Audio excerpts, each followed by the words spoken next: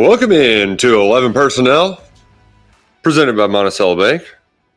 Hope y'all are having one hell of a time. We're having a howdy doody day, wouldn't you say? A little Texas two-step here in Dallas. If you got a cowboy hat and you don't bring it to Dallas for SEC Media Days, then what's even the point, right? Shout out to the place that I got a free cowboy hat at Derby. But hey, when in Rome, we're here. We're in Rome, and we're here thanks to our friends at Friends of Cole. They're sponsoring our trip down here to Dallas for SEC Media Days. You've seen about them, you heard about them, but plenty of times before. Friends of Coal, they're dedicated to informing and educating Kentucky citizens about the coal industry and its a vital role in the state's future. They provide a united voice for an industry that has been and remains a critical economic contributor in the state of Kentucky, the Commonwealth of Kentucky. Commonwealth, not a state. Kentucky and Virginia, the only Commonwealths. Texas state versus Texas's own country. Oh, not anymore. Not anymore. But they were their own state at one point. But by working together, Friends of Coal is here to provide good jobs and benefits for future generations. Coal is resilient, reliable, and affordable. Part of it, which considers from beyond the borders, just head on over to friendsofcoalkentucky.org to learn more. And we learned a lot here. I just had a revelation. Oh. You watch Looney Tunes. Duke and Hank watch Looney Tunes? Yeah. The guy with the big cowboy hat, Yosemite Sam. Yeah. You look like Big Blue Yosemite Sam right now. I see. He Something like that, yeah. Oh, why you rabbit? I don't have the mustache though. I need the big old mustache thing. I like Yosemite Sam. You got a favorite Looney Tune? Daffy is good. I like the big chicken. Foghorn Leghorn. Yeah, the big chicken's good. Yeah. Just Coyote Roadrunner. Just the classic run and chase, the cat and mouse game. Like Tom and Jerry. Loved some Tom and Jerry back in the day. I don't think they're technically Looney Tunes though. I think they're different. But love just that damn Coyote. He'll never learn. And you'd think Acme too would start developing some better products eventually. Right? Like, be better, Acme. Be better. We're going to try our best to be better. Acme, the ACC of cartoons. Oh, man. It was an eventful day for the 11 personnel crew here at SEC Media Days. There's a lot going on. And Mr. Luckett, he was like Dan Bernstein out there, cracking the news, getting the takes, the quotes from all of the people. Because it's kind of weird, Luckett. I mean, imagine – the SEC didn't even allow you to transfer within the conference until, it was like 2 years into the portal before they bucked that trend. They still don't do it in the spring. Yeah. You got to do it in the winter, but yeah, you're right. So now we have a situation where there's a lot of cross-pollinating, if you will, between, Kentucky taking transfers in, there's coaches coming in. I guess Boss Man Fat was the OG, Dare Rosenthal. And those were some weird circumstances for both of them. Right. Boss Man had to sit out. That was the old traditional transfer when he came. And then Dare, that was a unique circumstance when he left right before the 2021 season started. But this year, I think the big story, one of the bigger storylines of Kentucky's portal class was, hey, they got two high-quality guys at Georgia. One's an All-American linebacker for a national championship undefeated team for the Bulldogs in 2022. So we got to ask the three Georgia players in attendance, Nick. All these guys are probably going to be first-round picks. Carson Beck, we'll get to him later with our guy JD PicKell, who's going to join. We're planning to join us. We'll see what we can do there. And then Malachi Starks, I was telling Peak while we were waiting on him, like, this dude is an absolute stud. Like, he might end up being a top 10 pick. Like, this guy's awesome. They're clearly the best safety, I think. Or him and Caleb Downs are the two best safeties returning to college football this year, and they almost played Georgia together. Georgia almost got Caleb Downs in the portal, and then Michael Williams is probably going to be a first-round pick too. Yeah. And so Malachi Starks, we got to ask him, and we got to ask Michael Williams about Brock Vandagriff and Pop Dumas Johnson. And both Michael and Malachi, they both lit up when you asked about Brock. Malachi more like leaning a little bit more, saying he exchanges texts with Brock. He's friends with Brock. And then Carson Beck told you that he's really good buddies with Brock, talks to him all the time. like Michael gave us a big hearty laugh and was like, "Hey, I can't wait to hit Brock in a game."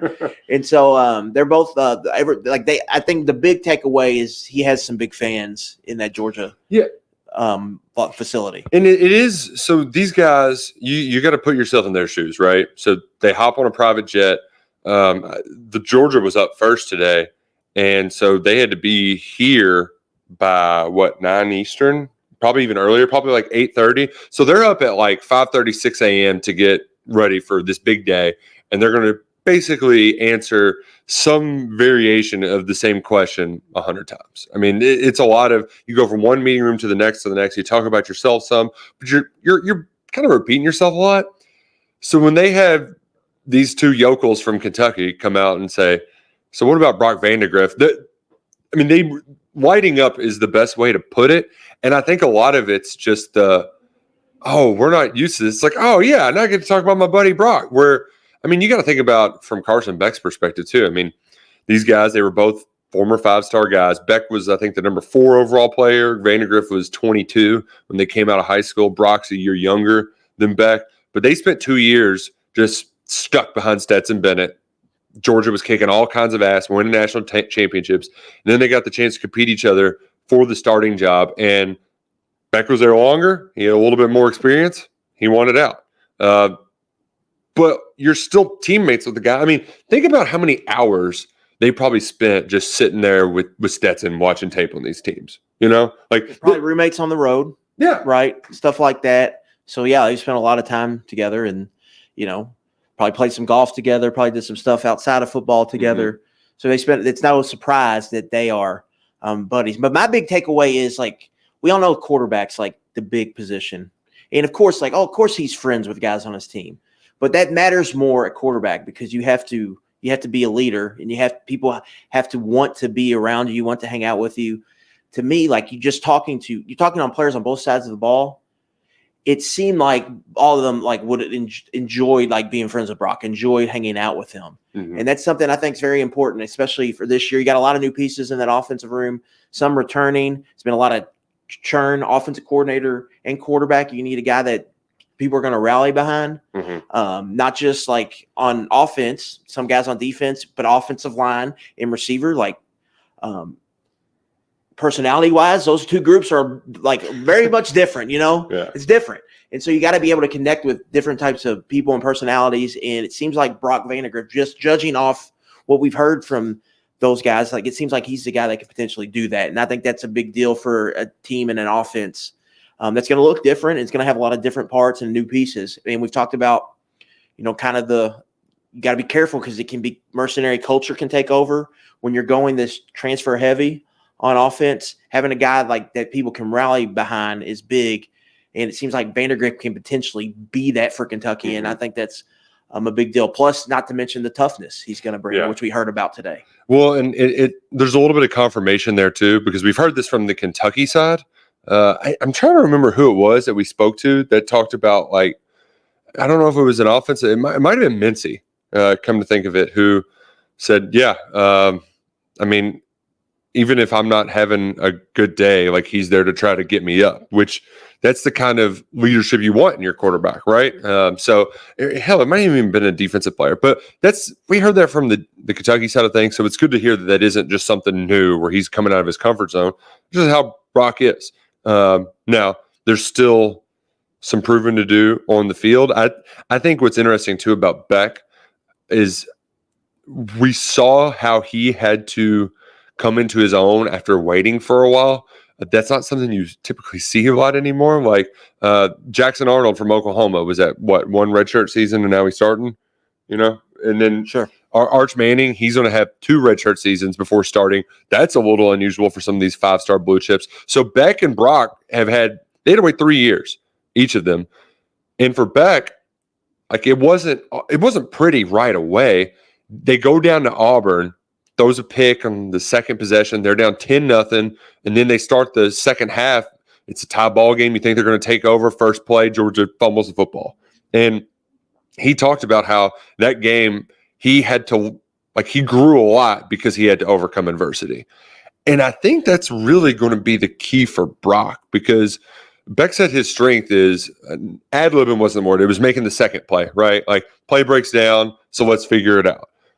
How he can do that in practice, but what's it going to be like when Michael Williams is barreling down at him? Sure. Last year, Nick, Kentucky, lack of leadership. Multiple coaches said that, and to me, some of that goes into toughness, toughness as a unit, toughness in certain positions. We've seen how Brock Vandagriff likes to dress. That looks like a guy that's going to get after it a little bit on the football field. We heard Malachi Starks talk about he's not a slider. And we saw in 2021. Yeah. And even like when Lynn Bowden got in here, when the quarterback gets in there and runs the ball and lowers his shoulder, it gets obviously the crowd just eats it up. Like as a football fan, I think everyone respects that. Like, why do people like Joe Burrow so much? Because they've seen him put his body on He's the a line. tough SOB. Yeah, he'll stand down there and take a sack. He'll take a hit. People love that as a football fan, and I think offensive linemen love that. And what have we heard Mark Stoops talk about all season and Bush Hamdan and all of them? It's all about like playing with more physicality, playing nastier, running the football, all of that. I think Brock Vandagriff can help bring them some of that toughness that they're needing as an offense that they want to play with, that they need, that culturally that's how they want to be built, and that's how they want to play football. And so I think he's going to bring all of that. And I come away from this event or today specifically thinking I think Vandagriff, I come away from today thinking he checks some like intangible boxes that I think are going to be important for this offense. Now he has to go out and play, and we'll see what he can do. But I think he fits culturally what they want to do. It's just physical, run the football tough, and have a good, strong culture and a good teammate and a good leader. It seems like he can be all of those things to me. And he's leaving a spot he left a good spot. Like those guys really like him, are fans of him, are cheering for him. And I come away feeling positive about Kentucky's quarterback. The other big unknown for us is the new offensive coordinator, Bush Hamdan, who we know he spent a year at Boise, his alma mater, where he was really successful. He's had stints at Washington. We know the resume, and we have an idea of what he's going to do. But you were able to talk to Brady Cook, who played for him directly at Missouri. Hamdan was his quarterbacks coach there. He also coached receivers when Cook started his career at Mizzou. And, some of it, I think, you can just be like, oh, well, he likes the guy personally. But I think what made, and I know it was clearly different coordinator last year in Kirby Moore, but what made Cook really a pain in the ass last year was how they used him, right? I mean, I know it helps having a guy like Luther Burden, and I forget the second fiddle's name that was really good for me. Yeah, those guys were really talented, but some of those aggravating runs that Cook had, I mean, you can see Brock making those kind of plays for Bush Hamdan, right?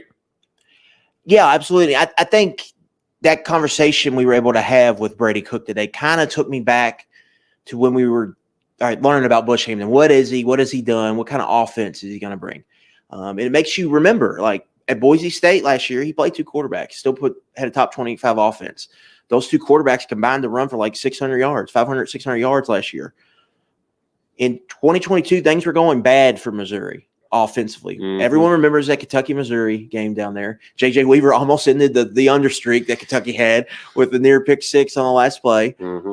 After that game, Eli Drinkwitz threw the headset down, threw out the play sheet, and said, I'm done. We're going someone else is going to call the plays. So Bush Hamdan gets to call the plays. So plays the last three games. And that's kind of when Cook's career took off. And they leaned into some of the stuff he was doing running the football. He ran for over 130 yards, I believe, against Arkansas. That was a game that clinched bowl eligibility. And over 3 games, he averaged over 11 yards per rush, and he was carrying the ball on a good sample size. And then they did some good things in the passing game.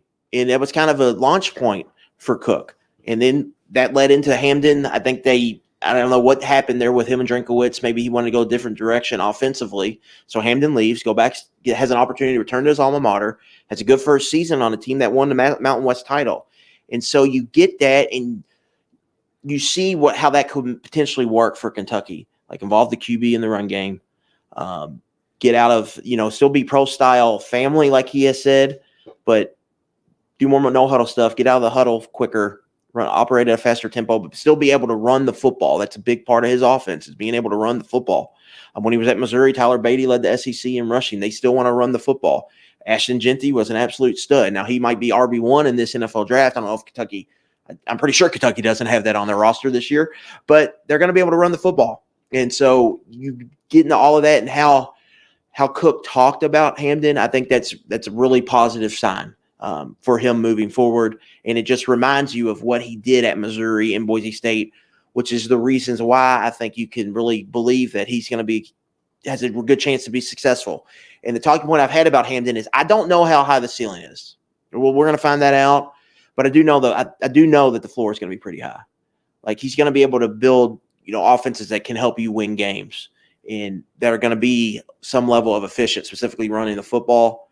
And they're going to not necessarily, they're going to get out of a lot of the NFL centric stuff. They're going to be willing to do, I think, more spread type stuff. QB run game is going to be big, like we talked about ad nauseum.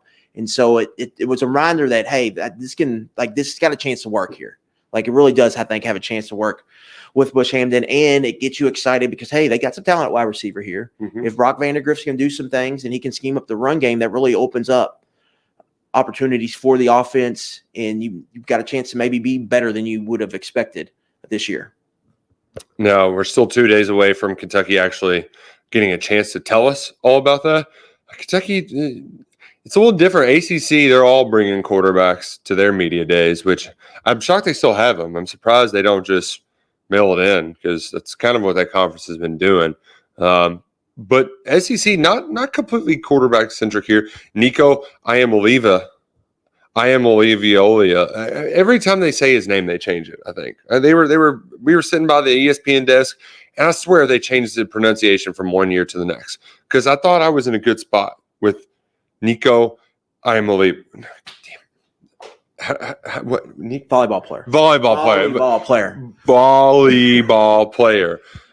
Volleyball player wasn't here. It's Nico or volleyball player to me. Like I'm gonna for names like DJ, I have to hear it like multiple times. People pronounce it.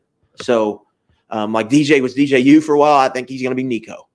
Nico, volleyball player, not here.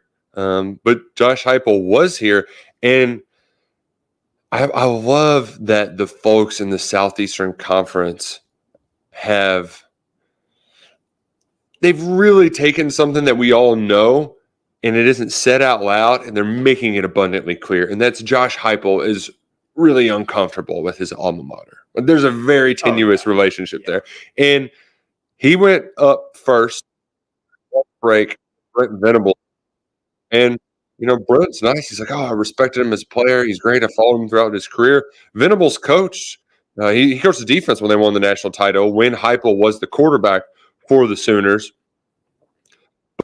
Heupel hadn't been back since he got fired in 2014. Bob Stoops fired him, brought in Lincoln Riley. It was his last big act, really, as head coach of the Sooners. And Josh Heupel's been pissed ever since. He ain't been back. And so they put him on the same day, and then Oklahoma's first game is Heupel having to go back to his alma mater for the first time. And when he talked about it, he's like, Coach Leach, he recruited me, and I've got great respect for Brent, and it's going to be unique. It's going to be unique. Unique, I think, is as my old professor Al Cross would say, unique describes nothing. It is not unique because there's a better word to use. It's like scrutiny. Scrutiny is a catch-all word. It doesn't really mean anything. Unique means nothing. Unique is not the right word. It's going to be tenuous. It's going to be uncomfortable. And Heupel wants to kick their ass. Sure. Venables is in the Stoops camp, right? He's in the Bob Stoops camp. Like, when they hired Venables, Bob Stoops was the coach from that Alamo Bowl. And then Venables, they were hugging on the sideline. Like, he went up there on stage. He's in the Stoops camp. I don't think there's probably not a lot of animosity directly between Heupel and Venables, just like there's probably not between Heupel and Mark Stoops. Mm-hmm. But, it's like by association kind of thing, Yeah. You ride with him, so I really want to beat you. It's like in a breakup where you were friends with the wife and the husband, but you kind of got to take sides. You both can't stay friends. And, Venables and Mark they're Bob guys. They're not going to be Heupel guys. It was like, well, it was fun, Josh. You were a great quarterback, but see ya, And I had this random text message I sent to you last week at like 11 o'clock at night. I'm willing to wager a lot of money on Tennessee in that football game, because it's one thing to have your first SEC game and just like the amount of, there's going to be so much hype for it. And they play 4 games before that. It's a little bit later on. I think they do almost all their non-conference games. September 21st or 28th, one of those 2 days. It's a little bit later. But on top of it all, you're facing that offense. The only team that's figured out that offense is the team that has the best defense, that has NFL cornerbacks and safeties that can play man-to-man out on an island. It may be uncomfortable right now for Heupel, but I think he's going to be pissed off. I think they're not going to know how to handle that offense, and I think Tennessee's going to run all up and down them when the Sooners play their first SEC game. Yeah, and I think the big kind of thing with Tennessee is how good is Nico, right? I wrote about today. Like, it's time. They want the return on investment now. This is the guy they agreed to pay $8 million over 3 years. It's the $8 million man. The years, like 33 point some percent is done. Mm-hmm. There, I had to do my math in my head right quick. But of that is done. So there's only 66.7% of the contract left. So what does he look like? And I think a lot's riding on him. We learned last year, Nick, that the floor is pretty high for a Heupel offense with Joe Milton. They still were able to carve something out. So they're still going to be good on offense. But we know if the quarterback is loaded for bear, they can be great on offense, and they can be a real problem. In the 2022 season, they scored 40-plus points in 4 SEC games, and they did it against some bona fide, like, top 15 defenses. When you look at Kentucky, Alabama, LSU had a better defense than they had this past year. So, and Missouri was the other team they scored a boatload of points on. So, what they can do. And if they can do that, then they become a team that's a legitimate threat to win, not to make the playoff, and potentially win a title because of the problems their offense can bring. And the expectation, we all know, is for Nico to be that, to be the next Hendon Hooker in that system. Can he be that? If he is, I'm kind of with you. They're probably going to go in there and handle their business against Oklahoma. They got a really good chance to go 10-2.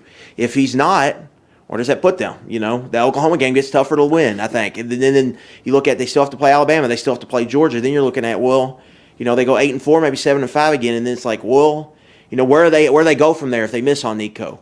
I think, again, Heupel's shown he has a high floor there, no doubt. But we've seen the ceiling when they get the quarterback right, and it is Nico the right quarterback. Coming out of high school, he seemed like a perfect fit. It seemed like he was tailor-made for that system. But now we get to see, is he ready to be a guy there? And he, to me, is one of the more interesting players in the SEC this season because of that. And the one thing that Tennessee at least does have going for them in that game specifically, they get a bit of a warm-up 2 weeks prior with NC State. So you got some stat padding. I believe, is that a neutral site? That's in Charlotte. Okay. NC State defensively has been really good. Where Tony Gibson mixes it up. They'll play some man press coverage. But then they got Grayson McCall as a quarterback, that Coastal Carolina transfer. But you think Tennessee will have an edge there. But we'll learn about Nico in that game. Mm-hmm. We learned a little bit about Iowa, but NC State probably going to have the offense to provide more of a fight to get that maybe where Heupel has to be a little more aggressive with his play calling. And so we're going to learn about them early. Like, you have their schedule pulled up right now. NC State week 2, Oklahoma week 4, road trip to Arkansas week 5, and then the Florida game's always a pain in the ass for them. So we're going to learn about them quick, and then third Saturday in October after that, Alabama, Tennessee. We're going to learn about them quick, but he's almost like individually he's probably one of the more important people to his team. Because if he is as good as we think, they're problem for everybody, I think, in the league. But if he's not, you can point out the losses on the schedule if he's not. So it's very interesting to see them, especially with Heupel, because Hooker's gone, and then eventually it becomes, well, how good was Hooker? Hendon Hooker, how good was he? And there's also the other question too: how much do you need elite wide receiver play to be successful? That's another thing, and Nick Saban mentioned that today on SEC when Heupel was up there.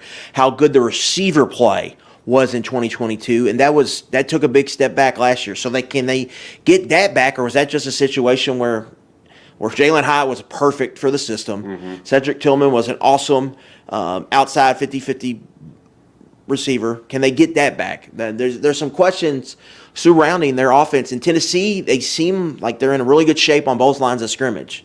And when you're in really good shape in this league on both lines of scrimmage, you need to cash in and win games. But they're young, like everywhere else. Their secondary is totally kind of retooling there. So they're a fascinating team to watch because of just the potential that we think Nico has as a quarterback. Nico, the volleyball player. We can always trust the volleyball player to volleyball play. I trust that I'm really doing my best to.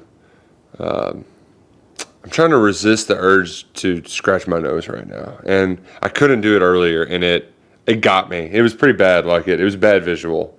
I can imagine. Yeah, it wasn't good. People were trying to take pictures of Nick Saban, and I'm sitting in front of him, and I'm, You got, it's just, I'm a big, I pluck the nose hairs a lot too. It get a little itchy and you just got to get them out of there. Not a direct interaction, but I'm glad us and Nick Saban can join again at SEC Media Days. As Nick, just bad timing on Nick's part. Really feel for him. I think Nick Saban is looking over my shoulder as I'm writing about Clark Lee's decision to give up defensive play or to take over the defense, and I think he's saying this he knows what he's probably right because I didn't do that at Alabama. I didn't call the defensive plays. I had a coordinator. It was our defense together, but I wasn't involved in play calling. Clark Lee's doing that this year. Wrote about that at KSR Plus, and we're going to continue we're going deeper, what they really mean and what these moves say, really. And we're doing that all week. We had something up on Monday. We'll have something up on Tuesday, and then we'll keep doing it Wednesday and Thursday throughout. So come on, join the party. $1 sign up for new members right now. Promo code.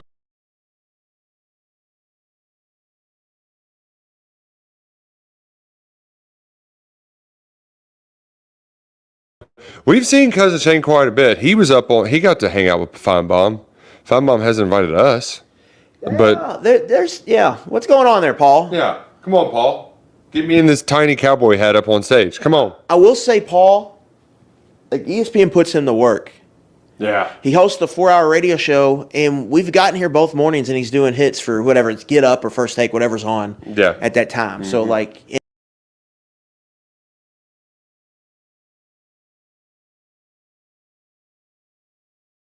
they're kind of their interview later, which stay tuned for that. And that guy, I give Paul credit, man. He gets after it at these events. They put him to work. He earns that paycheck, man. He certainly does. But no, I have not.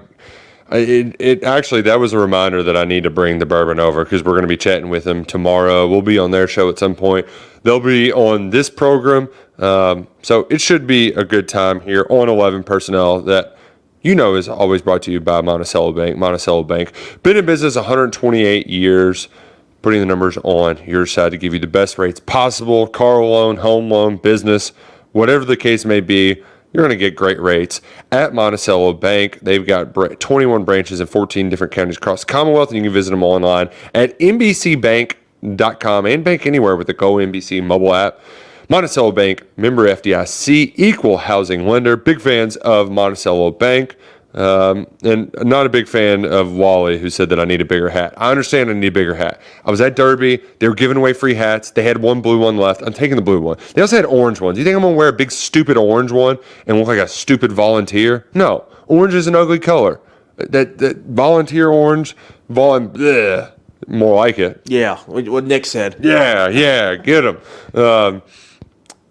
There's one other thing from today before we get to Eli. We kind of gloss over with Georgia because Kirby didn't have to answer any reckless driving questions in the main room. He got to him early on, and now he's kind of passed the onus off because the collective is finding players who can't drive, don't know how to drive. Which Carson Beck also had a funny quote because he's got like a Lambo now. He's like, "Yeah, I know how to drive it well." Like he basically had to say like, yeah, I know what I'm doing. I'm not going to be silly behind the wheel. But it's a very real issue there. And so now it's an NFL-like approach, which I would think mean, the bail to get out of jail for reckless driving is $26. You got to hit them harder in their wallet. And this feels like I don't know if smart moves, but it feels like the natural progression. One kid was kicked off the team, but I know it's not like in the NFL where that salary is guaranteed to keep coming either. Like when you're getting fined now, that's going to hit a lot harder. And Pete Nakos, he actually got a copy of the moral clause that they have to sign. And what I find interesting is that it was a little bit broader. It wasn't like just driving poorly. It was, I mean, basically, if you did the Randy Moss in the end zone, or if you did the Van Jefferson in the end zone, did the dog pee, like you could get fined for that if you brought on undue PR basically for the school, which it's happening now. I'm sure it's going to be at college programs everywhere. It's a monkey see, monkey do sport, and Georgia, they're at the top right now. They're pretty damn good, and they're coming to Kroger Field in week 3. Hopefully the Cats are ready for these dogs, but I don't want to spend too much more time on them because, I think we have to say something nice about Eli Drinkwitz. Do we have to? He's friends with SEC Mike and Cousin Shane. Made that obvious today. Interesting press conference from him because he made it sound like losing Blake Baker wasn't a huge deal because he kept bringing up their third down stats last year and they can improve on those. Made it seem like losing Cody Schrader, like replacing the person will be tough, but he made it seem like we'll be able to replace the production fairly easily. So that unique in that he would say some stuff like that. But then at the same time, he was trying to, last year was last year. We're moving on. And also the STIs was weird. Yeah, he's encouraging STIs. And not what you think. Different STI, not sexually transmitted infection. Sensitive, intelligent, talented, strong, talented, toughness, strong, tough, intelligence. There we go. They got asked about Oklahoma, and we all know Missouri does not like Oklahoma. Their fans do not like Oklahoma. It's an old Big 8 rivalry. They're going to be jacked up to play them. They're going to want to beat them in their first game in the SEC. They're bringing them to Como. Nick, I bet the Missouri people requested the first game to be in Como. and he got asked about it, and he acted like it wasn't a big deal. I'm like, well, that's their most important game every year now. That's going to be a permanent game when we do go to the 9 games. Mm-hmm. That's going to be permanent. So not acting like that was a big deal, I thought was a little weird because it is. That's a huge game. Just look at when they played Kansas State last year, how wild that crowd was because it was an old Big 8 game. Oklahoma's even bigger than that for them, for Missouri fans. So I thought that was – he acted like he doesn't let outside influences motivate them, and we know that that's pretty strictly a fib. Yeah, they Mizzou football account literally quote tweeted our predictions from a year ago after Missouri beat Kentucky. I mean, they're very well aware of the exterior noises. They'll make no bones about it. So that was the part that was odd. It was very much I want my team to know that we can't drink the Kool-Aid. I think his words were, we can't, you can live in a world of hypotheticals, but I'm just focused on Murray State. I know Pete loves his alma mater, but bull crap, right? You're opening with the FCS team, Eli. Stop it. So he's trying to... And that's where I think why it came off odd, Luckett, is because his entire head coaching tenure, It's new.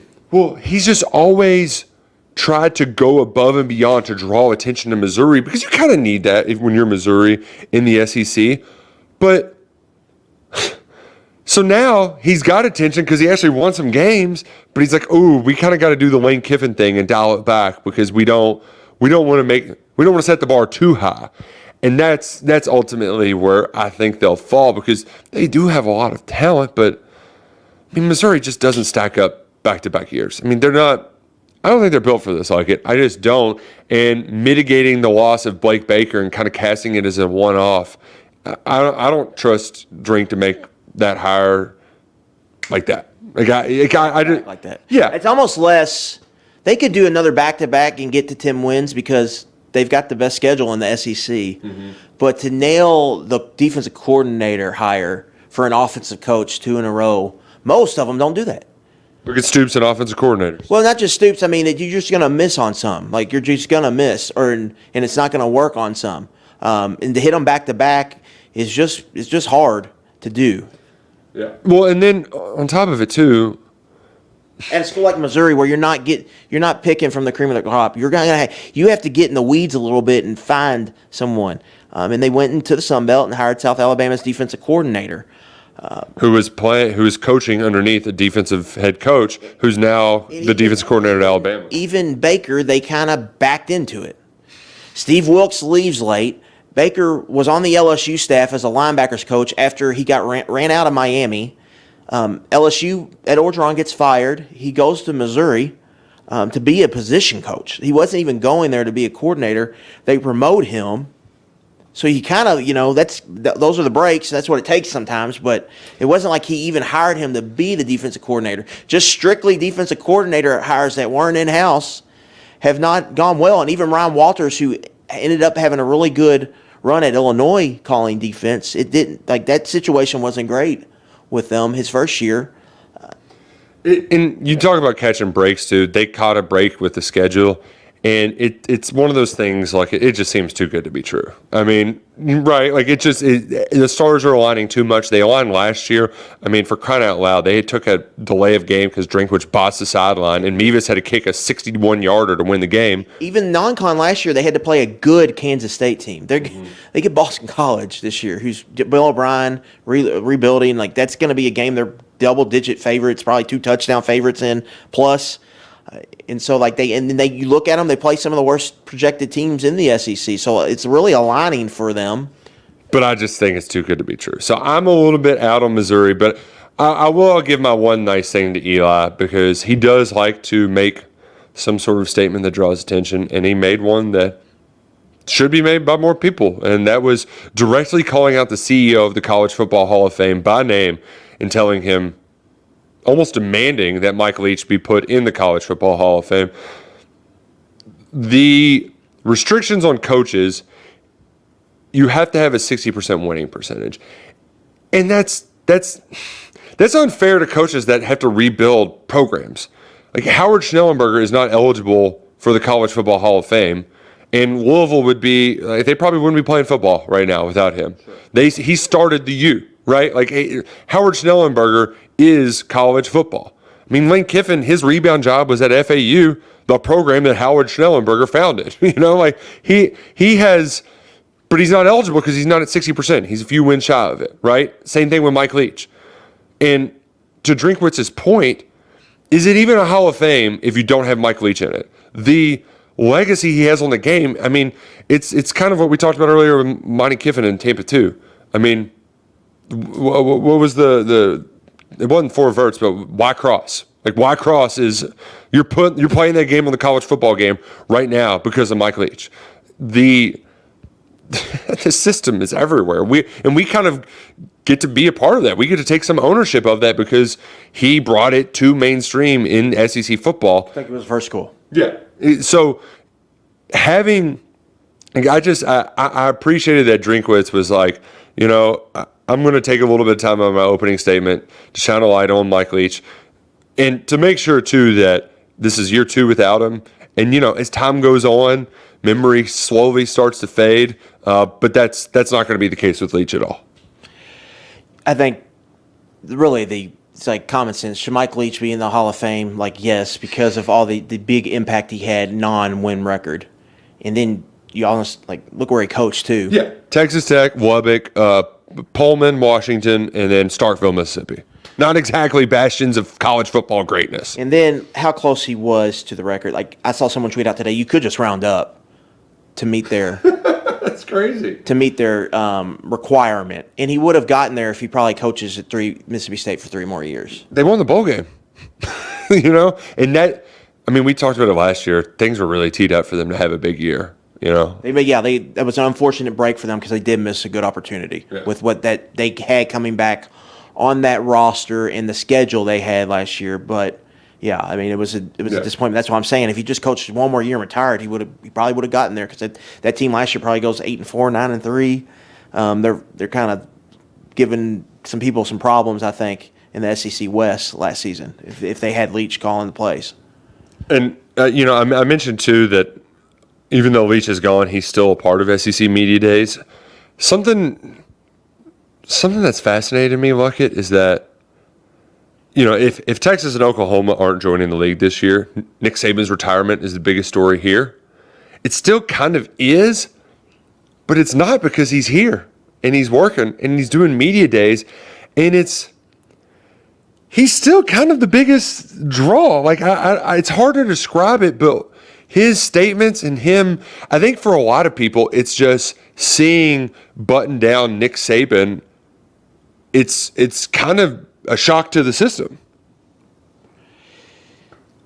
Yeah, seeing him actually what we've always wanted him to do is go into detail, talk about why stuff is happening, and not be as guarded, because it's there, and he's entertaining. My thing is I always saw the entertaining stuff he did. I would laugh at some of the stuff.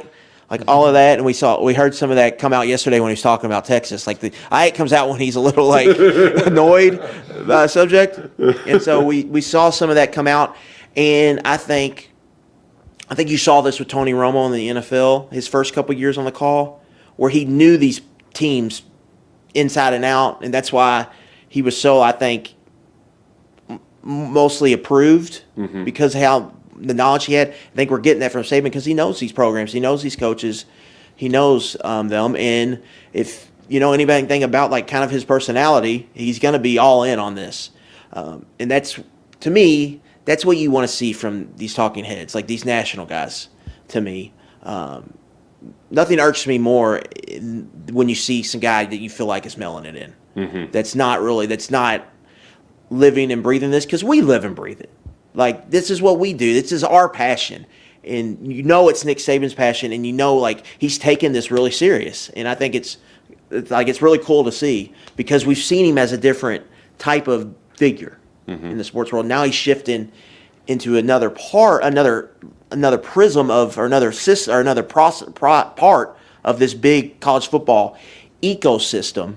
And you're seeing he could be really great at that too. And it's going to be fun, I think, to watch him all year. And it's going to be fun, with Bill Belichick doing some media stuff this year. All of that is going to be really fun and really cool to see.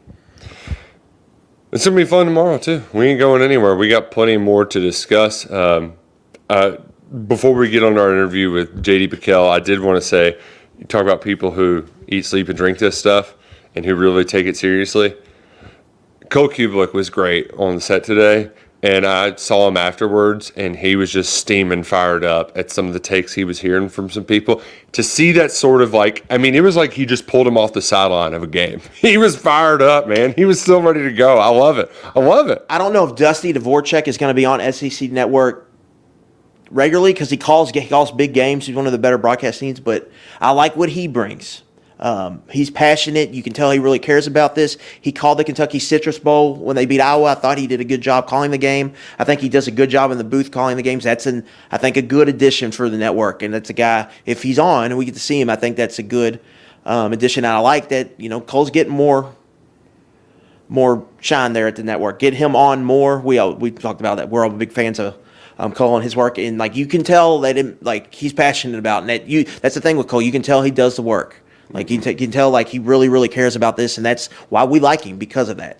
And I think that's why he mostly has an approval rating through all fans, because you can tell the passion oozes out of him with college football. That's easy to see, and we talk bad about Beamer. He's not our favorite, but I loved his quote this week. You can't outwork passion. Yeah, and that goes for all walks of life, and everything is better with passion. And that's something we try to provide here at 11 Personnel. And I feel like we do a good job of that. And I think that's something KSR fans provide too. This wouldn't be a thing if we all weren't passionate about this. And that we can share it together is what makes it so cool. What makes sports cool. We got plenty of passion. We got boots on the ground. We're going to be hard at work tomorrow at SEC Media Days when the action continues. We've got Texas. We got Arkansas. We got I believe State is tomorrow. Florida. We'll get to see friend of the program, Nick Delator. Maybe run into him. Maybe talk to him some. And Florida, Arkansas, Texas. Yeah. We got Sark closes the day out, so it'll be a zoo over here with Texas being here tomorrow. Unless they aren't real football fans, because many people are saying that Texas football Many people are saying the state of Texas doesn't care about football. That's kind of the word going around town now. So it'll be put to the test tomorrow when we make the walk through the space heaters that is downtown Dallas. That's what it feels like when that wind's blowing. It is not cool here. It is hot all the time. All the time. It doesn't matter if the air conditioning is on. It is hot. That's Dallas. Let's press pause briefly, go back to Radio Row, and have an enlightening conversation with our good friend, JD PicKell. Welcome. We're at SEC Media Days. I don't know why I started like that. Why am I talking like this? Nobody knows. Nobody knows what we're doing here. But we're figuring it out as we go. I'm Nick Roush. That's Adam Luckett. This is JD PicKell from On Three's The Hard Count. He's the best of the best. He talked to Feinbaum today. How was Paul's hair looking? It was looking good. I think when he came on, we were mid-show, and my mouth was a little dry, and I tried to say mouth of the South. And I think what I said was mouse of the South. He didn't react, but my heart dropped and I was like, dang, all right, nowhere to go but up. But yeah, he was great. Hair looked good. One could say he's the mouse of the South. Very small man, little ears. But we love Paul. He's great. How much would you have to get paid to trade hair with Paul Feinbaum? Does anything else come with it? You trade places. Something. Yeah. So I guess that's it. Would you trade Feinbaum his show for his hair? And he gets your hair and then he takes over your show. No, because I love On Three. This is a Photoshop waiting to happen. So we need to get the On Three graphics team on this Photoshop right now. $1 million idea. No, yeah. We're already off the rails, but on the rails, back on it. Serious questions. We're embracing debate. Luckett versus Pick. Here we go. The lights come down. We're Who Wants to Be a Millionaire? Love it. First year coaches in the league. We're talking Oklahoma and SC. New additions. Yep. Who has the most short-term success, and it is the same person as has the most long-term success. So we're talking Texas, Oklahoma. Yeah. But also Kalen DeBoer. Ooh. Exactly. Who's it going to be? Music changes a little bit there. Yeah. So first year success, but also long-term. I'll go Texas for both. Ooh. I think Sark has got his best in front of him. I love the resources at Texas. I love the quarterbacks at Texas, not just that's going to play this year, but also you got Arch Manning, you got Diabell. So I'll go Texas. I think they are going to be a force here going forward. Sark has lost twice to Kalen DeBoer. Straight up. I like Texas. I think the roster's in better shape. He's got the 3-year starter at quarterback. They've really been building for this since he got there. But it's hard for me to forget what happened at Washington, what happened at USC. He's a new guy now, but even at Texas, this time last year, if they would have made the jump to the league, we all would have been really questioning them. Can he do that? Because the big thing, he's never won double-digit games before. Where Kalen DeBoer, all he's done is win. If you would have asked me this in January, my answer would have been different. But right now, Texas, this year, long term, I'm taking Bama. DeBoer, all he does is win, and he's showing some recruiting chops right now. Now, the NIL funds is helping, but you still got to go out and you still got to get the players, and they're doing that right now. So I would buy stock on DeBoer, and if you're any level of competent, you win a national championship at Alabama. So he's probably going to be just fine. Where at Texas, we haven't seen that. It's a lot harder to win and get all the cooks out of the kitchen. So give me DeBoer long term, but Sark year one, I think they have a legit chance to win a national title this season. The part that intrigues me the most about Alabama in year one is what can DeBoer do with Milroe? Because Milroe's highs are very high, but his lows, I mean, he couldn't take a snap in the Rose Bowl, which leads me to our next question, which I think I'm surprised isn't more of a talking point here on Radio Row at SEC Media Days in Dallas. Shout out to Friends of Cole for getting us here. Who's the best quarterback in the SEC? Because you can have, I legitimately think there are 4 guys that you could make a case for, and all of them could end up being at the Heisman Trophy ceremony. Because what if the floor is raised by Milroe, right? What about Ewers? And then, Carson Beck just might be the top guy taken in the draft. So you got to pick one. Who's your top quarterback? I think if my life were on the line and we got to score a touchdown, I think it's Carson Beck.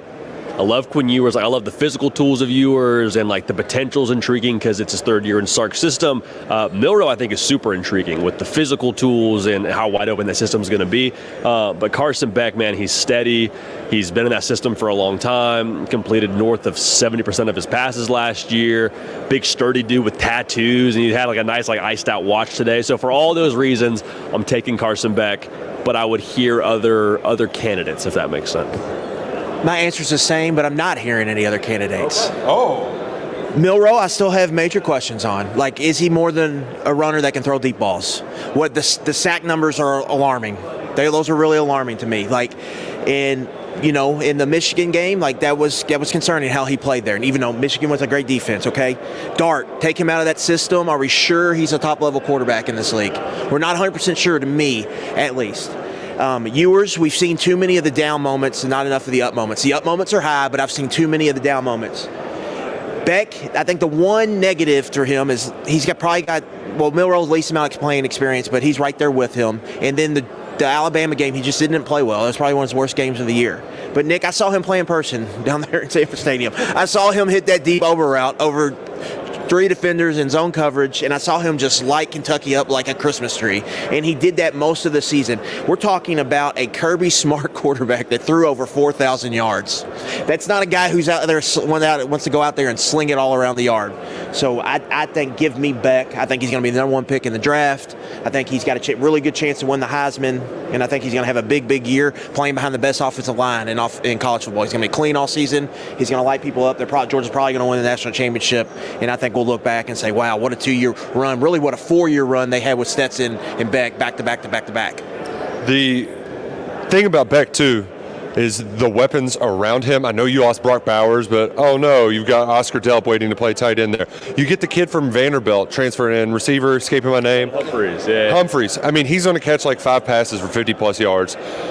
Which leads me to ask, who is the most underrated player in the SEC? I'm going to give you mine, who's probably not going to get a lot of all-SEC votes, and that's Isaiah Bond, the Alabama transfer to Texas. He made a lot of big plays in big games, had big moments. Now you put him in Sark's offense, he's probably going to be Quinn Ewers' top target. I don't think he's a guy that's getting talked about enough and who could really become a star in this league. I just bought you both 20 seconds, so who do we think? Most underrated player in the SEC? How about Harold Perkins? This time last year, everyone was talking about him like he's the next Micah Parsons. Now they don't know really what to say to him. But in Blake Baker's all outlets pressure and play man coverage, he's going to be unleashed. So I think, like we were talking about, well, he could be like the best player in the country last year. Not many people are talking about that now. So I think maybe now in a weird way, he's getting underrated, and I think we could see him have a monster season. Well, and similarly, like we saw it at Kentucky, where you have a little bit of sophomore slumpage at the wide receiver position. You upgrade the coaching. It's now in a pay year. You can get a big bump. It's kind of like a coach in year 2 getting that big bump. I'm going to stay in Baton Rouge. How about Kyron Lacey? Guys waited his turn behind 2 first-round draft picks last year. And last year we're like, man, will Jaden Daniels just push the ball deep? I wish he would do that. Garrett Nussmeier, like nobody's questioning that in Baton Rouge. And they're like, oh, he's going to throw the ball deep now. How wide open that offense will be. Going to get a lot more targets. The physical tools with him, too. I feel like every spring game or every like fall camp or spring football season, there's always like a clip that comes out from the LSU social media team. And it's Kyron Lacey, like one-hand grab or big touchdown catch, whatever. Like, I think he's going to have a massive year. I think it's finally his turn in Baton Rouge. I think it's a safe gamble to pick LSU receivers to be good. I think so. Yeah. I think so. I feel good about it. Yeah, pretty good. They're pretty good down there in Baton Rouge. We're having a great time down here at SEC Media Days. We appreciate y'all joining us down here on Radio Row.